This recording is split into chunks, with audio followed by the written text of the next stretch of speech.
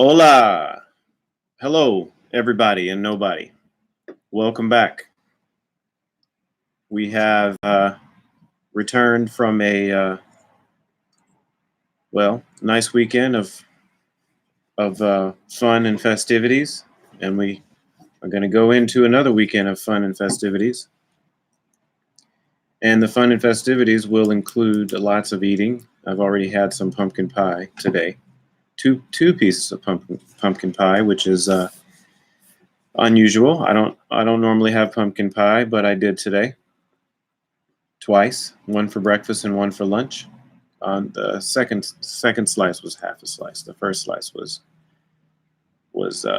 pretty significant. It was a significant slice, the kind of slice that we eat in the South. And if anybody's from the South, you know what that looks like. It's not those slices that you get in French bakery, as those slices are not too significant. So I just wanted to get back into we had a great fight this weekend. I only watched a couple of fights. I didn't watch. In fact, I should probably have planned for this recap to really talk about the fights prior to the main event, Wilder and Ortiz. But I made a prediction only for Wilder and Ortiz, so I wanted to talk about that prediction because I have it.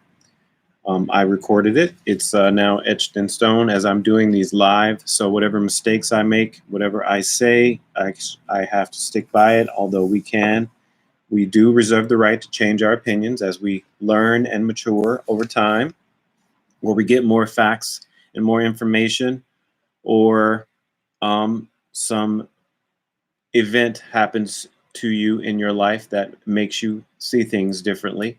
So in the culture that we live in, where we are going back, thousands of years and punishing people for something that they said in 200 BC, I think is probably not appropriate, as information helps to guide you in your decision making. But anyway, we veered off topic a little bit. So this is to talk about the Wilder and Ortiz fight. The fight was amazing, in my opinion. It was very exciting.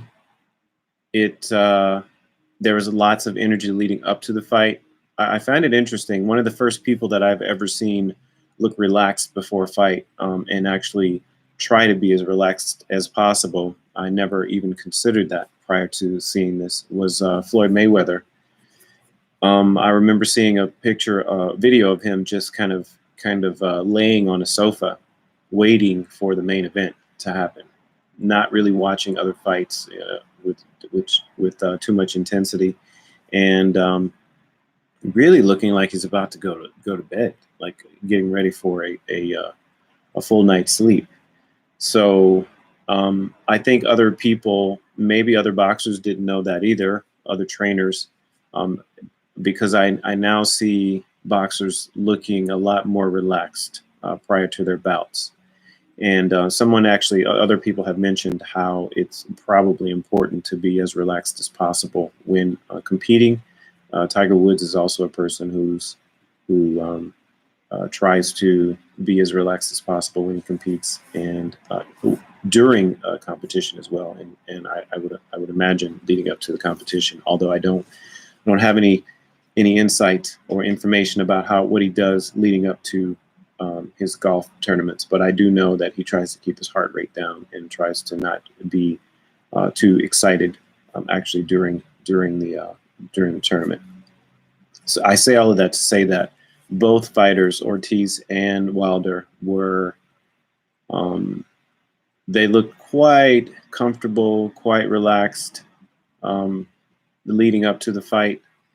Obviously, they warmed up, but I mean, right before they came out, they both looked almost like in a meditative state, and not like a frenetic state where they're out to, they're getting themselves ready to go kill somebody. They looked more like they were getting themselves ready to go to bed. So I found that interesting. The other thing I found interesting, I didn't actually really pay attention to I don't know what I was doing. I may have been making guacamole or something. I didn't really pay attention to the Ortiz entrance, which I should have. And I didn't pay a lot of attention. Actually, I think somebody came over during that time. I don't remember exactly what happened, but anyway, yeah, that's what happened. Someone knocked on the door and came over, and so we did like a sort of greeting while the entrances were happening. So I didn't get to pay attention too much, but I do remember the Wilder entrance, at least the latter part of the entrance, where he looked like a transformer, a gold-plated transformer, slash samurai slash starburst superhero. And I really don't know what to say about it other than to each his own. And, everybody knows the end, what happened at the end of the fight. So it worked out for him. Sort of like Israel Adesanya's entrance. Although I think that's that's top 5, top 3, maybe number 1 entrance of all time. Adesanya's entrance. If you haven't seen that, you should take a look at it. His last fight. Yeah. If you don't know who Israel Adesanya is, I won't get into it. But if you ever hear about this, if you ever see this video, I'm sure you will know him by then.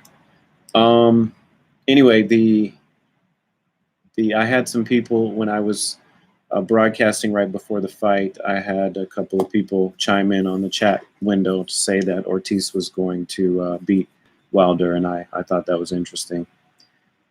First, they said that he was going to play with him for the first few rounds and then knock him out. So my prediction was that Wilder would win in the 6th round. That was my prediction. You can go back and listen to the video. I said that Wilder would knock Ortiz out in the sixth round. So I had some inaccuracies in that video, such as saying that it would be, I don't know why I thought that he would knock him out with a hook when his straight right is really the main punch. But anyway, I don't know why I said that, but anyway, it ended up being in the 7th round. I'm going to call it the round 6.9 to make myself right. But I would say if I had a prediction of round 6 and it happened in the 7th round, that's pretty good, because it could have happened in the 12th, could have happened in the 1st. So predicting 6 and happening in 7, I'm patting myself on the back. That's pretty close. And I will tell you that the reason why I had that prediction is because I saw the fight going pretty much how it went. And on my scorecard, although the judges had something different, some of the judges had something different. On my scorecard, I had Ortiz winning all of the first 6 rounds.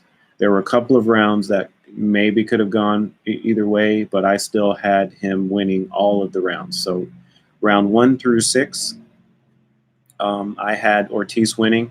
There was a moment in the 6th round, and maybe because of my expectation bias, that because of my prediction, that I felt like the fight started to turn. I could see in Deontay Wilder's body language that he had learned something from the first 5 rounds, or the first even 6 rounds. It didn't happen really until midway through the 6th round that I could see that he had sort of made his calculations at that point, and he knew what he was going to do. And I expected it to happen in that round, and I think that he didn't want to take any chances and reveal that he had figured Ortiz out. And I'm not, I would go back and watch the fight again, but I would imagine that if he did, if he had figured him out by the 6th round, there was a little bit of a semblance of that body language in the 5th round too, but only for a brief moment. But I wonder if his fight IQ is so high that he actually baited Ortiz in the 7th round because of what he figured out by essentially by the 5th round. So it'd be nice to know if that's actually what happened. I know that Mayweather does that, so and I'm sure other boxers do it too, but you know, not all of them have the ability to do that. So just going back to the knockout, I'm sorry, to the scorecard. So yeah, so first 6 rounds I did have Ortiz winning. In fact, I don't know if it's because I had made a prediction and actually etched it in stone that I felt a little uncomfortable during that 6th round and it not happening. I felt a little more anxious about the fact that it didn't happen in the 6th round. Maybe like what a gambler feels like, because the expectation was that it was going to happen in the 6th round, but it didn't. But here's the thing. This is why I made the prediction in the 6th round. I figured it would take some time for Wilder to figure Ortiz out again, and I figured that whatever his strategy was, Ortiz's strategy was in the first fight, he would have changed that up a little bit. And as most humans have the inability to change, and most humans have the inability to be disciplined for a long period of time, I figured that whatever he learned, whatever his game plan was, he would waver from that game plan about midway through. And the reason why I figured midway through is because it's almost like a milestone. It's almost like he felt like, first of all, he felt like he was winning the fight. He felt like his game plan was working, and it's almost like he saw the finish line for himself, that meaning Ortiz. And because he could see the finish line and because his strategy was working, he wasn't disciplined enough to keep the strategy going. Now, that's one theory. The other theory could be that Wilder figured out his strategy, which was also part of my strategy. So you take those two, or part of my thinking as to why the fight would only last 6 rounds, and it was that those two things sort of meet in the middle. Ortiz would get a little more comfortable and maybe forget some of his strategy because now he's winning the fight 6 rounds. And if he wins 2 more rounds, then it's pretty much his fight. And it's hard to stay disciplined. Only the best can do that. And then also Wilder, it would have taken him that long to actually figure him out. And plus also maybe they know, much like I thought, that it's just hard to stick to a game plan for a whole fight. Because especially mentally, when you know you got 6 rounds in the bag and you win a couple more rounds, even 1 more round, the fight is yours. So, and all of a sudden you're the first Cuban heavyweight champion. It's a lot to handle. If you remember in the first, well, anyway, that was that's part of the strategy for the 6th round KO win that I thought would happen. Now, one of the other things I said that was wrong was that it was going to be a hook. I don't know why I said that. After I said it, upon reflection of the video, I just seemed kind of silly. Not that he doesn't throw hooks, but anyway. And then the other kind of mistake I made in my prediction was that Ortiz would actually get up and then get knocked out. Now, I haven't watched that many of Wilder's fights in the past, so I don't know if people have returned after being knocked out. But after what I saw happen, after what happened to Ortiz, and maybe I said that because Fury got up somehow. I don't know. It's almost like a little voice in his head helped him revive himself. But I thought that Ortiz would actually get back up. He would still be really, really dazed and then just get destroyed. which was also something that was incorrect. Because if you go back and look at the fight and you look at his face and you look at his eyes, um, after he hits the canvas, he was done. It was not happening. Even if, I mean, it would have been a travesty to put him back in there because it would have been more brain damage afterwards. So that was a great fight. And let me tell you something else about this. So it is going to be so difficult for any of these fighters, the current front runners in the heavyweight division. We got Tyson Fury. We have what's the other guy from England? Name Anthony Joshua and Deontay Wilder, and now Ortiz. To be honest with you, I think that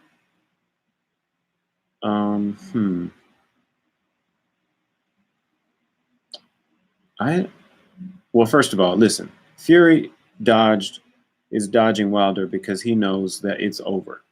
So somebody, I don't know if it's his strategist or I don't know if it's him. I don't know if it's somebody in his camp, but they recognize that it's very difficult to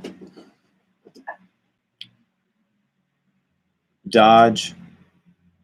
If a guy, all Deontay Wilder has to do is connect with that one punch. Can you imagine? You got 36 minutes. You gotta keep your strategy for 36 minutes. So, one of the challenges we have, one of the most difficult things for people to do is obviously pay attention to anything for any length of time, such as, like, let's say meditation. Imagine if I told you to meditate for 36 minutes and you have to stay in that meditative state for 36 minutes. You're not going to be able to do it. Now, there are people that are pros at it that can do it, but most people are not going to be able to do it. So now you're asking a guy to stick with his game plan of sticking and moving, punching and moving, avoiding one particular punch, but ultimately a guy who has two hands that can knock you out with both of those hands. And you have to run around the ring because that's what has to happen, and that's what Tyson Fury has to do. He has to essentially dodge Wilder the whole fight for 36 minutes because one punch is lights out. One punch, it's over. Over with one punch. It's crazy. We kind of felt something like that with Mike Tyson, but Mike Tyson was a combination puncher, and certainly sometimes when he hit people, they were already out, and he was so fast and just such a phenomenal combination boxer that he would catch you multiple times before you hit the canvas. But you go back and look at that fight, it's one swing, one connect, home run. It's crazy. So who's going to want to fight this guy? The only other person that could fight him has to be a person that has the same kind of weapon. Otherwise, it doesn't matter your skill. I mean, you'd have to be like Muhammad Ali, somebody who can dance around the ring for 30 minutes. And even Ali couldn't avoid George Foreman. I mean, he was older, but he couldn't avoid George Foreman, who was essentially not very. I mean, he wasn't the most nimble boxer in the ring. So I think that it was smart that Fury took this contract with I forget what company it is, and he's fought a bunch of nobodies. I think it's brilliant that he did that because the second fight would have been over. Deontay Wilder is much smarter. Excuse me for the whistle. Much smarter than people give him credit for. And yes, he does have an awkward style, and he's only been boxing for a short amount of time compared to everyone else who's started this particular um, uh, career at an earlier age. So his style, he's got a lot of work to do in terms of style. But we are talking about boxing, and we're talking about swinging your hand and hitting somebody in the face and being most effective at it. And right now, he is the most effective person at swinging his hand and knocking people out. So nobody's going to be able to avoid one punch the whole fight, much like Fury didn't. And Fury actually lost that fight. For all the people who said that he didn't lose the fight, but also saw that the count was extra long, I think should all retract their statements, because technically he shouldn't have been able to get up after that. So the reason why he was able to get up and the reason why they have a 10-second count is because obviously a lot of people recover after you have the ability to recover. And it's probably for your safety that you don't get up and get punched in the face again after being out for more than 10 seconds. But anyway, it's going to be very difficult, and he can take a punch, and he's got a lot of stamina, so he can punch you, knock you out in the first round. He can knock you out in the 12th round, and if he can last for 12 rounds against a guy as squirrely as Fury, then nobody has a chance. So if everybody fights him, he's going to beat them all, and he's going to be, as they call, the unified, the number one heavyweight in the world, and hopefully he retires that way. So kudos to Wilder. Great performance. It's the kind of stuff that you want to see in a heavyweight bout, and we appreciate it. And I hope you are getting great big paydays. I don't know how big your pay-per-views were. I mean, there was hardly any promotion for the fight, so I don't know. Maybe they didn't need it. But I look forward to seeing them fight again, and there's no chance in hell that fight's going to happen. Okay, another prediction. There's no way that fight happens in February against Fury. I don't see it happen. Adios.